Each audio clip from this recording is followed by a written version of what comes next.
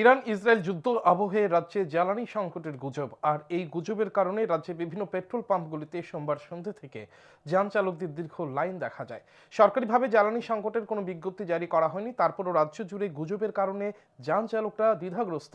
যে কোনো সময় জ্বালানি সংকট দেখা দিতে পারে, এই আশঙ্কায় যান চালক সহ বাইক চালকরা পেট্রোল ডিজেল সংগ্রহ করে নিজেদের ঘরে মজুত করা শুরু করে দিয়েছে। যার কারণে পেট্রোল পাম্পগুলিতে যান চালক ও বাইক চালকরা সকাল থেকে ভিড় জমাতে শুরু করেছে। আগরতলা শহর থেকে গ্রাম সর্বত্র পেট্রোল পাম্পগুলিতে একই অবস্থা। সোনামুড়ার পুরাতন পেট্রোল পাম্পেও একই অবস্থা। সোমবার রাত থেকে স্বাভাবিক দিনের তুলনায় যান চালকদের দীর্ঘ লাইন দেখা যায়। মঙ্গলবারও একই অবস্থা। পেট্রোল পাম্পের ম্যানেজার জানান, যারা দিনে ১০০ টাকার পেট্রোল নিয়ে যেত তারা এখন ৫০০ টাকার পেট্রোল নিতে চাইছে।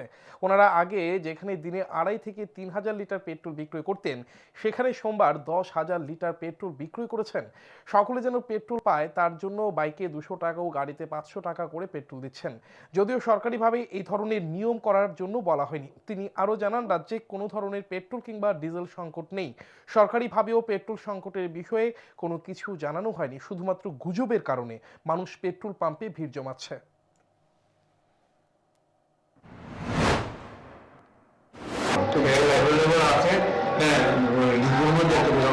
মানে জনগণের উপর ধার্য করছে যে আসলে আমি দিতাম তাহলে মোটা ঘন্টা ২ ঘন্টার মধ্যে পুরা যায়, যেটা আসছে, যেটা গাড়ি ১০ লিটার আসছে পেট্রোল, এটা ২ ঘন্টা ফেসে দেবো। ২ ঘন্টা ফেসে এখন তো আমাদের কোনো গাড়ি আর রোড রাস্তা নাই, আমরা এখন রোড দিতে পারছি না।